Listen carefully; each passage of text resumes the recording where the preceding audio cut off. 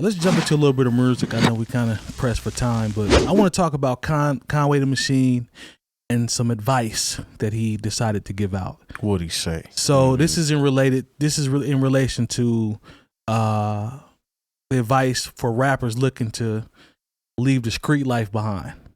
Okay. So he said that it's definitely harder than it seems. It seems easy. Like you're famous now, you're getting money. A lot of these guys, they're really outside, really tapped in. You got to respect the code. If you know what the life is about, it's codes.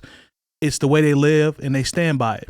So my advice to the young bros that's doing it. Let's see what he says. When you're getting the money, you get into the business. You got to know how to get out. You just got to know how. He said, you coming from the streets, you got to know what to take with you and what to leave behind. You got to know what to bring with you and what to leave out. So he's basically saying that the guys that are the street rappers, there's a certain code that they live by, and that pulls them back into it.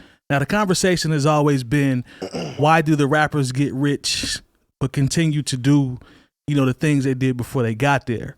Do you like the advice that he gives when he says, it is a code, so you got to take that into consideration when some of these guys dibble and dabble?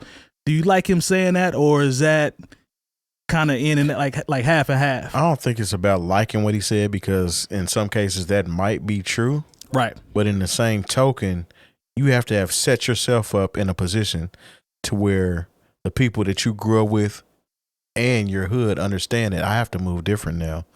Good point. I pretty much made it out. That was the goal. That was the end goal. To make it out so that I don't have to do the same stuff anymore. Right. So it's kind of essentially giving yourself a pass. I mean, because I know of a lot of rappers that completely left it alone. Right. But there's ways that you can give back without having to seem like you're being fake or whatnot. You know what I'm saying? I got you. So I think there's a few layers to that, but you have to know that I can't be involved with certain things because I'm done, I mean, that's the goal. That's the end goal. The fact that he said it's definitely harder than it seems, that him coming from the way him and Benny and all them grew up, he can speak to that, right? The way they grew up and certain things that they did in Buffalo. So I like that he says it's definitely harder than it seems. He kind of breaks down about, the codes people come from and when they come from the streets. But I like your point as to when you say there are ways to still give back. Yeah, without the code is aligning people or putting people that have the right mind frame in position to still win without having to do the same thing as well. Right. Because I'm sure he runs with a lot of people that don't want to keep doing that. Right. I mean, you say you're from a neighborhood, you know what I'm saying? Like, say you came up with 5 to 10 homies. Right. And that's not including people that may have been locked up, unfortunately shot, killed, whatever. People that want to succeed or move forward in life should want you to be on the straight and narrow so that it can provide a way for them too. I agree. If they're in position to help you, you know what I'm saying? Yeah, but I mean, it's anybody that I've seen or that's had any level of success will always say everybody can't go. I think a lot of people don't want to go because it's a lot of that allure too. Like I'm still hood. I'm still out here. Blah blah blah. That's all fine and dandy until you get your melon peeled back. You know what I'm saying? Because there's somebody still out there that's jealous of you. Always. I mean, Boosie even said you gotta move and not be where you was born and raised at. Pretty much legendary interview. Especially if you're moving the same way or not even necessarily moving the same way, but your lifestyle is something that they envy. Yep. They can't get to that because they wasn't even messing with you in the first place. These are people from outside of your neighborhood. So you got to be worried about that. So you want to move different.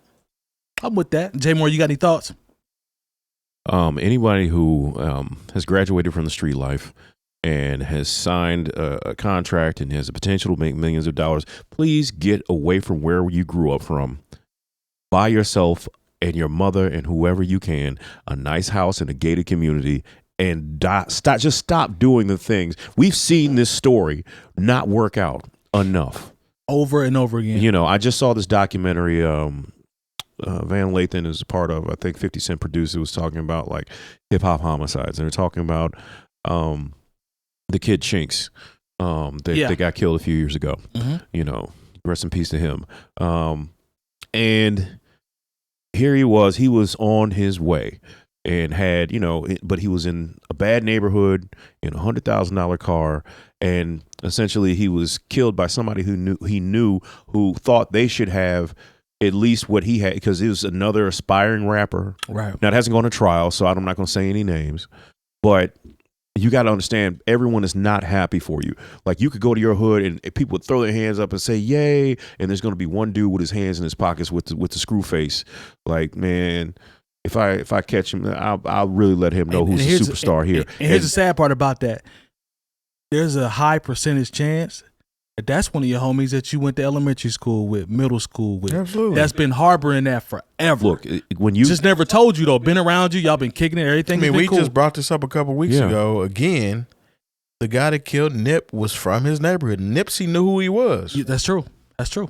So, I mean, so you got to understand, like, when you go, look, this is why, to a certain extent, once you become famous, whether you be an artist, an athlete, you know, a famous person, a famous rich person, you know, because you can get, say you become an engineer, a doctor, a lawyer, you can do whatever you want because don't nobody know where you work or what you do. True. You know, but. And they treat you as such too. Yeah. When you make it out of the hood and you became a lawyer, a doctor, attorney, even played sports, people don't bother you like that. But because they know that you're moving different. But at the same time, like, you know, I remember there was a situation here with, you know, some Pacers players. Not to go into that, you can do your own research. Oh yeah. But, you know, they were at a place where it was just some regular cats. You know, nothing against, you know, being a regular cat, because I'm in that category. But, you know, I don't have that jealousy in my heart when I see somebody getting it. But there's a lot of people out here who do. So say you were able to get a used Escalade or a used Beamer, you know, you think you're doing it. And then you got your middle of the mall jewelry on. Yeah. You know what I'm saying? And you Rich got people wear that too. And you got a bottle. And you think, man, I'm in here doing it. I am the man. And then here comes so and so who just signed a $50 million contract. He came up in a Bentley. Yeah. You know what I'm saying? He's got the jewelry that you have to get buzzed in to buy. Yeah. And then he doesn't buy a bottle. He buys the bar. He just made you look small in front of your peers and every woman. And so you gonna feel some kind of way. That's what Boosie said in that so you can't, legendary at this point interview. This is why, you know, you see a lot of athletes, like athletes used to be more outside. Yeah. You know, I used to, you know, when I'd be in spots, doing what I do, a lot of spots and seeing people in you there. used to see a lot more of, you know, of the people who played for the local NBA or NFL team or, you know, whatever. You'd see them outside. Now, you know, they know better. They know they can't move like that. You know, no, they 100%. kick. They know how at this point, they know how to kick it with other people who have it just as much as they do. The circles may be smaller, but they're a lot safer. It's called staying out the way. And that's why the end game is getting something back to the house, essentially, anyway. And now they can just use social media for that. 100%. 100%. Just don't be on no Deshaun Watson. Straight up. Please. Please.